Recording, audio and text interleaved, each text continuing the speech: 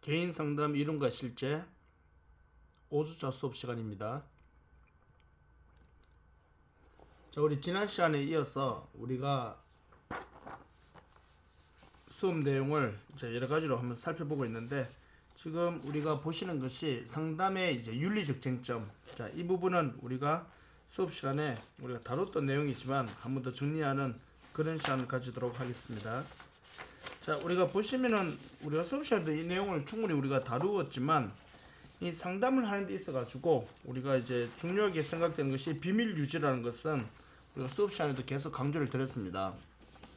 아마 우리 선생님들도 잘 아시겠지만, 우리가 비밀 유지가 되지 않을 때, 그런 윤리적인 문제가 발생하였을 때는 단순한 간단한 문제로 해결되는 경우도 있을 수 있겠지만, 많은 경우가 법적인 문제까지 이어지게 되는 경우도 우리 간혹 있습니다.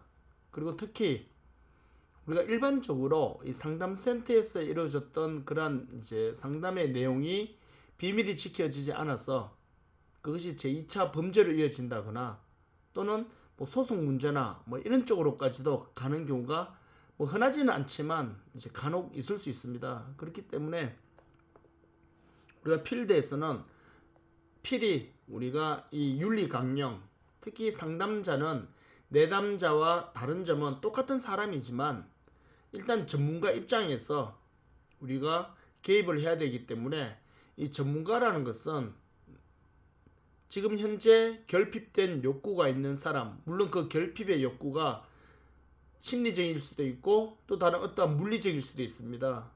그렇지만 그 맥락에서 이 클라이언트에게 무언가를 전해주는 그런 전문가적 입장에 있기 때문에, 이 전문가라 하면은 자신의 그 영역에서의 전문적인 그런 상담 기술만 생각하지 마시고, 일단은 그 상담 영역에서 지켜야 될 기본적인 윤리 강령, 쉽게 말하는 세이프존, 우리가 일반적으로 말하는 이 안전지대에서 우리가 이루어져야 되는데, 그것을 넘어서게 될 경우 어떠한 이제 쉽게 말하면 대처가 있어야 될지에 대해서도 그것을 자신의 감정이나 그런 경우의 상황에 의해서 만들어지는 것이 아니라 이미 정해져 있는 객관적인 그런 윤리 강령이 있기 때문에, 상담자는 그런 윤리 강령을 잘 숙지하고 있어야지만 그런 돌발 상황이나 또 다른 어떠한 이제 문제에 있어서 대처 능력, 우리 대처를 잘 할 수 있다, 이렇게 여러분들이 봐주시면 될 것 같습니다. 자, 그렇다면은 먼저 이제 우리가 살펴봤듯이 비밀 유지에 대해서 살펴보면은, 자, 비밀 유지라는 것은 우리가 잘 알고 있듯이 이 내용이 어려운 건 아니잖아요. 그리고 이 단어가, 비밀 유지라는 단어가 우리가 사전적으로 우리가 잘 이해 안 되는 그런 단어도 아니잖아요. 물론 우리가 이제 상담학이라는 수업을 하다 보면은 상담학 분야의 이 전문적인 또 다른 이제 용어들이 많이 나오는데, 그 용어들 중에는 간혹 우리가 일반적으로 실생활 속에서는 사용하지 않는, 일상생활 속에서 잘 사용하지 않는 단어들에 대해서는 우리가 잘 모를 수 있지만, 사실 이 비밀 유지라는 것에 대해서는 우리가 어려운 단어가 아니기 때문에 보시는데 큰 문제는 없을 것 같습니다. 그래서 이 비밀 유지라는 것은 우리가 뒷부분에 나와 있는 것처럼 이 내담자, 즉 상담을 받으러 온 사람과 그 사람과 이 상담자 간에, 내담자와 상담자, 크게 봤을 때는 내담자와 상담자가 속해 있는 그 센터, 그 조직체, 그 어찌 보면은 이 클라이언트, 즉 내담자 입장에서는 상담자를 만나러 왔지만 상담자는 어느 기관에 소속되어 있는 하나의 조직체의 일원이잖아요. 그렇기 때문에 누구와 개인 대 개인 간의 그러한 이제 윤리적 문제가 아니라, 어찌 보면은 이 내담자와 그 조직 기관, 그 기관과의 어찌 보면은 법적 윤리적 이제 의무라고 그렇게 보시면 되겠죠. 그래서 문자 그대로 내담자와 계약을 맺거나 약속한 것을 지킬 그런 이제 윤리적 법적 의무가 바로 비밀 유지이다, 이렇게 여러분들 사전적으로 이해하시면 될 것 같고, 그리고 사생활권은 이제 시간이나 환경, 사적 정보에 대해서 공유하거나 하지 않을 정도를 선택할 개인의 권리를 인식하는 법적 개념. 다시 말하면은 개인정보 수집 동의서에 우리가 체크를 했다 해서 그 사람에 대한 모든 개인정보를 다 넘긴다고 보시면 안 되겠죠. 어찌 보면은 내담자, 즉 좀 더 광의적 입장에서 보았을 때 클라이언트가 공유하고 싶은 정도의 수준. 클라이언트가 이제 어찌 보면은 같이 오픈하고 싶어하는 그런 범위 수준은 결국 이제 상담자나 그 조직 측가 정하는 게 아니라 이 내담자가 그렇게 결정하고 자기 결정으로 이루어진다는 거, 그거 기억하시면 될 것 같고, 그리고 앞서 말씀드렸듯이 비밀 유지라는 그 원칙이 파괴될 경우 단순히 뭐 윤리적으로나 도덕적으로 비난받는 그런 문제로 끝나는 경우가 많이 있지만 때로는 법정 소송으로까지 이어지는 경우도 있기 때문에 우리가 이 부분을 그냥 단순한 개념으로 그렇게 받아들이기에는 조금 너무 이제 중요한 개념이다라고 보시면 될 것 같습니다. 그리고 이제 내담자가 상담 과정에서 말한 내용이 제3자에게 노출되지 않을 거라고 확신할 때 상담자와 내담자 간에는 신뢰관계가 더 이제 회복될 수 있겠죠. 지난 시간에도 우리가 계속 많이 강조했던 것처럼 신뢰관계, 즉 라포가 잘 형성되어야지만 문제 해결 능력도 생기고 문제 해결 상황이 만들어진다라고 보시면 되겠죠. 결국에는 상대방에 대한 충분한 이제 신뢰가 형성될 때 문제 해결에 어찌 보면 결정적인 그런 이제 모티브가 될 수 있다. 이렇게 여러분들이 봐주시면 될 것 같습니다. 자, 그리고 이어지는 게 이제 뭐 상담 초기에 상담자는 내담자에게 내담자의 사적인 정보는 이제 내담자의 허락 없이는 공개하지 않을 것을, 쉽게 말하면은 저것뿐만 아니라 뭐 상담 전 과정에서 이 상담자는 내담자의 개인 정보를 뭐 어찌 보면은 다른 사적인 용도로 절대로 오픈해서는 안 되겠죠. 뭐 그렇기 때문에 이거는 뭐 슈퍼바이저 때 사례 관리를 통해서나 이 법이 허용하는 그러한 범위 내에서만 이제 이루어져야 된다. 이렇게 여러분들이 봐주시면 될 것 같습니다. 자, 그리고 우리가 지난번에 보았던 것처럼 중요한 거 이제 바로 이제 비밀 유지라고 해서 우리가 무조건적인 비밀 유지는 아니잖아요. 왜냐하면은 뭐 어찌 보면은 비밀 유지가 된다고 해서 모든 것을 다 비밀 유지를 할 수는 없거든요. 왜냐하면은 뭐 잘 알고 있는 것처럼 이 비밀 유지가 된다고 해서 사람의 생명과 재산과 또 기타 어떠한 윤리적인 문제까지 다 그것을 커버할 수 있는 그런 문제는 아니란 말이에요. 그렇기 때문에 우리가 비밀 유지의 원칙에 있어서 분명히 예외 상황은 존재한다는 거. 뭐 결론부터 말씀드리면은 지금 우리가 프린트물에는 뭐 여러 가지 사례가 지금 등장하고 있지만 제일 근본적인 예외 비밀 유지가 되지 않는 경우에는 자신과 타인의 생명과 재산이나 기타 그러한 문제에 이제 복면하게 될 경우, 그럴 경우에는 이제 비밀 유지를 할 수 없다라고 그렇게 우리가 윤리적으로 사회복지뿐만 아니라 우리 상담학에서도 그런 윤리 강령으로 다 명시되어 있습니다. 그렇기 때문에 이 상담자나 또는 이제 워커들은 그러한 이제 윤리 강령들을 미리 잘 숙지하고 있어야지만 상담하는 과정에서 내담자와 함께 어떠한 이제 오류나 그런 이제 오해도 발생하지 않을 수가 있겠죠. 어찌 보면은 뭐 전혀 발생하지 않는다라는 개념보다는 발생한다 하더라도 최소화시킬 수 있겠죠. 그렇기 때문에 그런 내용들을 잘 알고 있는 것이 굉장히 중요하다. 이렇게 여러분들이 봐주시면 될 것 같습니다.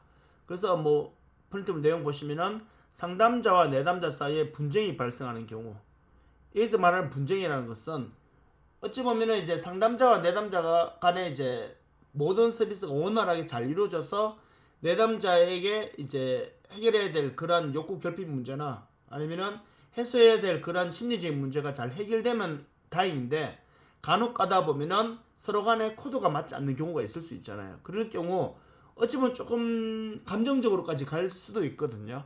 뭐 그렇게 되었을 경우, 그렇게 될 경우 비밀 유지라는 거는 말 그대로 이제 다음 이제 상담자랑 어찌 보면은 교체가 이루어져야 되잖아요. 뭐 그렇게 될 경우 이 사람과 있었던 그런 이제 내용들이 우리가 또 이렇게 같이 공유되는 그런 경우도 있을 수 있습니다. 그리고 뭐 똑같은 이제 조건이 아니라 이 내담자가 법정 소송에서 정신 상태를 문제하는 경우, 예를 들어서 뭐 자기가 뭐 심리적으로 너무 이제 법적으로 위배당하는 그러한 이제 상담 내용을 하였다. 예를 들어서 우리 가장 대표적인 게 상담하는 가운데 인권이 침해당한다거나 우리도 왜 경찰 수사를 받을 때도 강압에 의한 인권 침해 그런 사유가 발생이 되면은 추후에 그에 대해서도 막 이렇게 논란이 되는 경우가 있잖아요. 그렇기 때문에 어찌 보면은 이제 상담하는 가운데 상담자는 굉장히 윤리적인 범위 안에서 모든 이제 상담이 이루어졌다고 그런 이제 맥락으로 추진하겠지만 내담자 입장에서는 굉장히 위급 상황에서 상담이 이루어졌다. 뭐 이런 문제가 제기될 수도 있거든요. 뭐 그래 될 경우 어찌 보면은 이제 모든 것을 다 비밀로 할 수는 없다라는 거. 진실 규명을 위해서 뭐 그렇게 보시면 되겠죠. 자, 밑에 내용들도 보면은 다 그래서 그런 비슷한 내용들인데 여기서 결론은 하나입니다. 앞서 말씀드렸듯이 모든 상황이라 하더라도 아무리 내담자와 이제 상담자 간에 비밀 유지가 지켜져야지만 라포가 잘 형성되고 그리고 원활한 이제 상담이 이루어진다 하더라도 모든 100% 상담이 다 비밀 보장을 모든 내용들을 다 할 수는 없다라는 거. 뭐 법적으로도 비밀 보장이 안 되는 경우가 명시되어 있습니다. 그렇기 때문에 그러한 내용들을 우리가 한번 숙지해 볼 필요가 있겠습니다. 그렇게 봐주시고요. 그 다음 사전 동의. 앞서 말씀드렸듯이 사전 동의가 필요한 이유는 뭐 우리가 다양할 수가 있는데 제일 대표적으로 사전 동의가 필요한 이유는 우선은 비밀 보장이 안 되는 경우가 있기 때문에 뭐 예를 들어서 우리가 어떤 상담을 진행함에 있어서 비밀 보장은 무조건 어떤 경우라도 내담자가 뭐 자신이나 뭐 타인에 대해서 생명을 위협하거나 아니면 그런 이제 우발적인 뭐 그런 상황을 한다 하더라도 무조건 비밀 보장은 100% 유지되고 지켜져야 된다.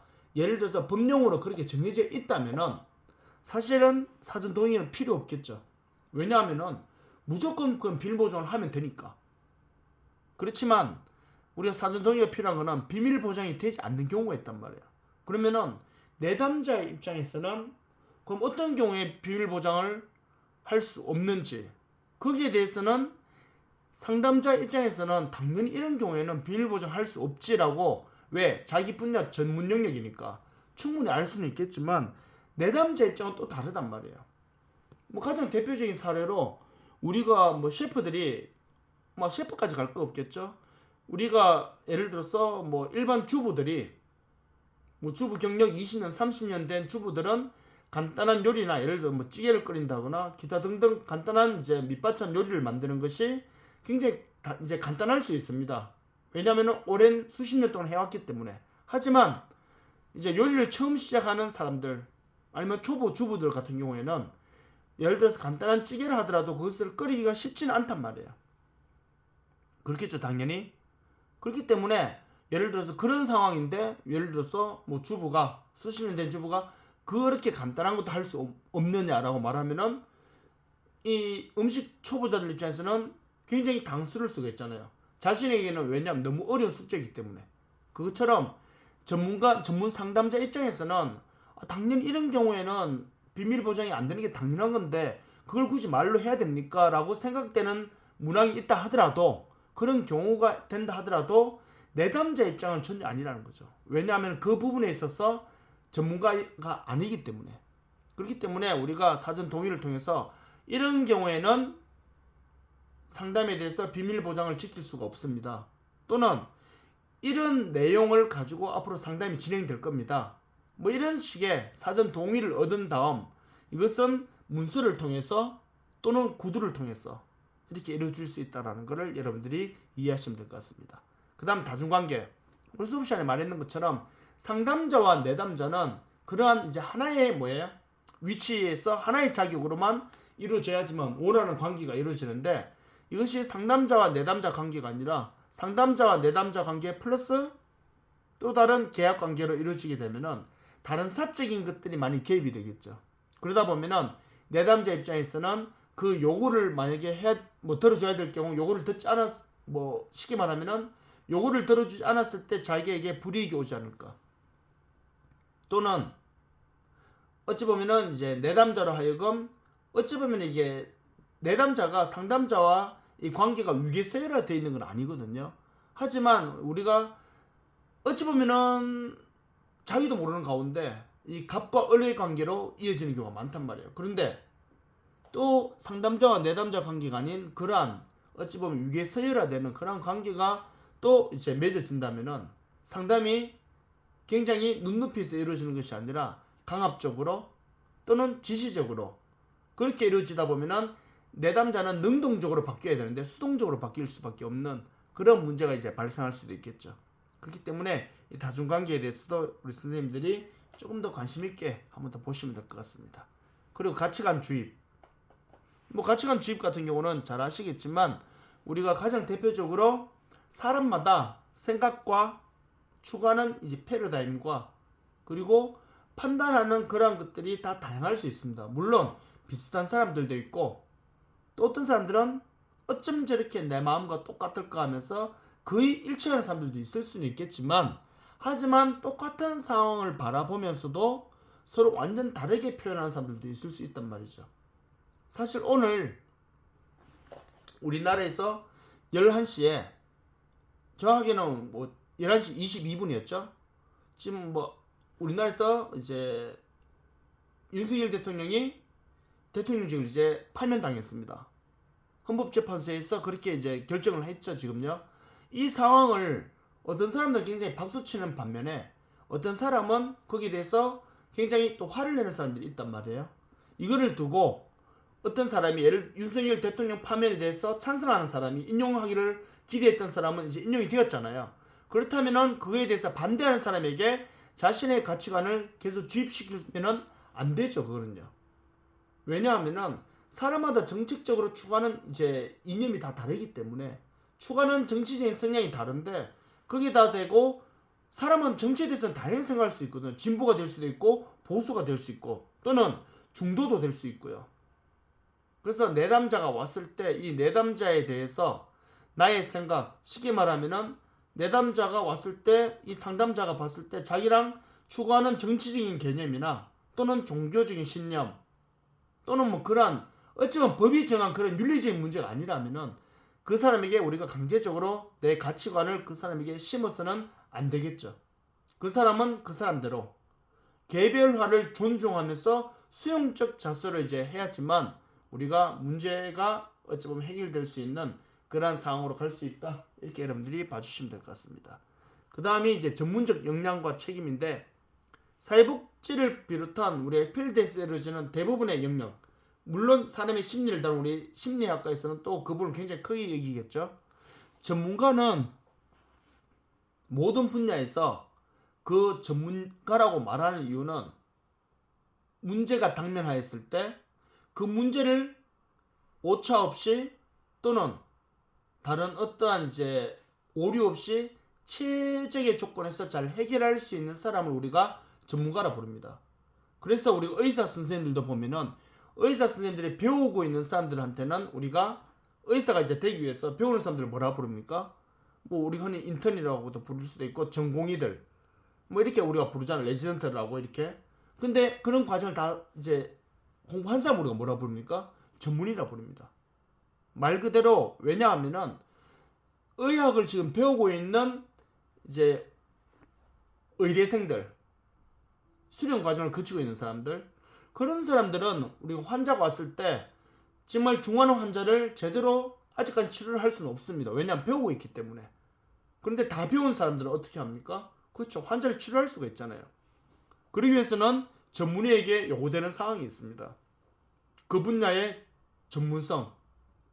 이것처럼 뭐 음식도 마찬가지고 선수를 코치하는 운동 코치도 마찬가지고 그리고 의사 선생님도 마찬가지고 학교 선생님 뿐만 아니라 어떤 기술을 가르친다거나 아니면은 뭐 쉽게 말해서 다른 뭐 기술 뭐를 고친다거나 뭐 기타 등등 이런 모든 부분에 있어서 각층의 전문가들은 그것을 할 수 있는 역량을 가져야 됩니다.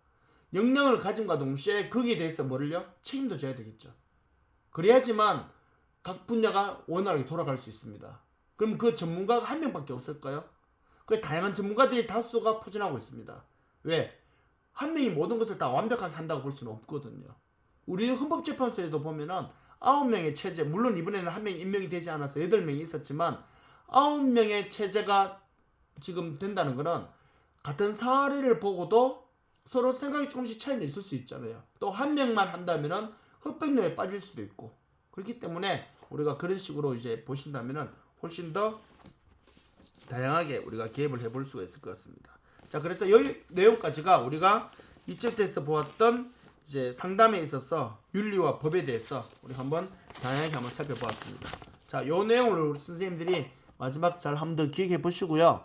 다음 내용은 이제 우리가 수업 시간에 또 다뤄야 될 내용은 프로젝트 내용인데, 그런데 잘 아시듯이 이 내용을 할 때는 우리 선생님들 7분인가? 학교에서 제가 문자를 받았는데 우리 단톡방에서 보시면은 뭐 다른 지금 행사 어디인가 참여를 해야 되잖아요. 그렇기 때문에 지금 우리 하는 수업 중에서 이 프로젝트의 정신 분석이는 굉장히 중요한 내용인데, 마침 이때 또 이제 학교 뭐 공식 행사이기 때문에 또 가실 분은 또 가셔야 되고, 그래서 이제 남은 분들과 이 프로젝트에 대해서 우리가 살펴봐야 되는데, 이 프로젝트는 이제 뭐 풀네임은 이제 지그문트 프로젝트입니다. 그래서 이 사람은 어찌 보면은 이제 원래는 정신과 의사이죠. 정신과 의사인데 이분은 이제 심리학과 이 의학을 같이 결합시켜서 정신분석 이론이라는 어제 굉장히 인류사의 획을 그을 수 있는 그런 이론의 어쩌면 창시자다, 이렇게 보시면 되겠죠. 그럼에도 불구하고 이 모든 것을 저 프로이트가 다 했을까요? 무에서 유를 창조한 사람일까요? 그건 아니죠. 왜냐하면은 그 앞선 많은 연구자들이 이와 유사한 사례를 많이 해왔을 거란 말이죠. 그거를 지그문트 프로이트가 어떻게 했습니까? 앞에 많은 학자들의 것을 이제 자신이 발판 삼아서 자신이 갖고 있는 또 다른 지식과 그 시대의 많은 학자들의 어찌 보면은 사례와 그런 이제 지식을 결합해서 하나의 학문으로 이론으로 집대성했다, 이렇게 보시면 되겠죠. 그래서 지그문트 프로이트의 한 명의 업적이라기보다는 그 시대 많은 사람들의 어찌 보면은 공통된 함께 공유된 이제 이론이다라고 보시는 게 조금 더 맞을 수 있겠죠. 그래서 보시면은 프로이트의 내용을 잠깐 보시면은 위에 내용들 그냥 참고로 쭉 읽어보시면 되거든요. 뭐 정신분석은 최초의 성격 발달 이론이라는 거, 그리고 의식 영역보다 모르고 있는, 그래서 프로이트 하면 무의식 영역 굉장히 강조하고 있잖아요. 그리고 무엇보다도 어제 프로이트 같은 경우는 인간을 이제 결정론, 근데 이 결정론은 바로 뭐냐면은 자신이 어릴 때 무의식 세계에서 형성된 그것이 결국 성인이 되면서 계속 자신 삶을 만들어 간다고 봤으니까, 프로이트는 어른 성인기도 물론 중요하겠지만 이 아동 어릴 때 이 성장 과정이 얼마나 중요한 거에 대해서 구체적으로 말해주고 있거든요. 그렇기 때문에 그런 내용을 토대로 해서 제가 프로이트에 대해서 먼저 한번 살펴보도록 하겠습니다. 물론 이 내용은 우리가 다음 주 수업 시간에도 한번 더 다룰 내용이지만, 자, 그래서 프로이트는 뭐냐면은 의식 구조, 우리 사람은 의식과 전의식, 무의식으로 이제 구성된다 했는데 이건 아마 많이 알고 있을 거예요, 아마. 결국 뭐냐면 무의식 세계를 한번 보시기 바랍니다. 우리 밑에 옆에 그림을 보시면 무의식 세계가 굉장히 크죠. 프로이트는 이 무의식을 굉장히 강조했습니다. 왜냐하면 저 위에부터 설명 한번 볼까요? 의식되는 부분은 우리 빙산 일각이라는 말을 아시잖아요. 의식 구조는 의식되고 있는 빙산 일각입니다. 순간순간 알거나 느끼는 모든 경험과 감각을 우리가 이제 의식, 현재 내가 지금 직면하고 있는 것, 이렇게 생각하시면 됩니다. 전의식은 보통 의식되고 있지는 않지만 내가 조금 더 고민하고 하면 알 수 있는 것들. 근데 무의식은 뭡니까? 보시면은 가장 강력하고 이해하기 어려운 부분, 불안을 막기 위해 의식으로부터 배제된 욕동, 동기, 감정, 생각, 사건. 다시 말하면은 우리가 나도 모르는 가운데 막 이제 불 튀어나오는 것들, 저 나의 내면의 저 무의식 세계에서 있었던 그런 방어 기제들, 이런 것들이 내 내면에 굉장히 많죠. 쉽게 말하면은 내가 항상 모든 것을 의식하면서 살아가지는 못하잖아요, 사람이. 그런데 우리가 위기에 당면하거나 어떤 문제에 봉착하게 되면은 자신이 경험했던 거나 자신의 내면에서 일어나는 그러한 대처 방법들이 순간순간 다 나와서 모든 것을 이제 막아내잖아요. 그렇기 때문에 저런 무의식 세계에서 만들어진 것들로 우리는 인생을 살아갈 수 있다, 이렇게 보시는 거죠. 그렇기 때문에 무의식 세계를 형성하는 어린 세계의 어릴 때의 그 모습들이 굉장히 프로이트는 중요하다, 이렇게 보았던 겁니다. 그래서 의식 구조를 우리 선생님들이 일단은 의식과 전의식, 무의식 요 세 개를 일단 이해하시면서 다음에 보면 좀 더 이제 자아 부분에 있어서도 이제 원초와 초자, 자아 이런 식으로 이제 이루어지는데 내용 자체는 쉬운데 단어가 우리가 지금까지 많이 들었던 내용들이 아니기 때문에 조금 우리가 생소할 수는 있습니다. 하지만 몇 번 듣다 보면은 우리가 또 충분히 익숙해질 수 있기 때문에 일단 요거 내용은 다음 주 우리 수업 시간에 구체적으로 나누도록 하겠습니다. 다음 주에 수업 시간에 뵙도록 하겠습니다. 수고하셨습니다.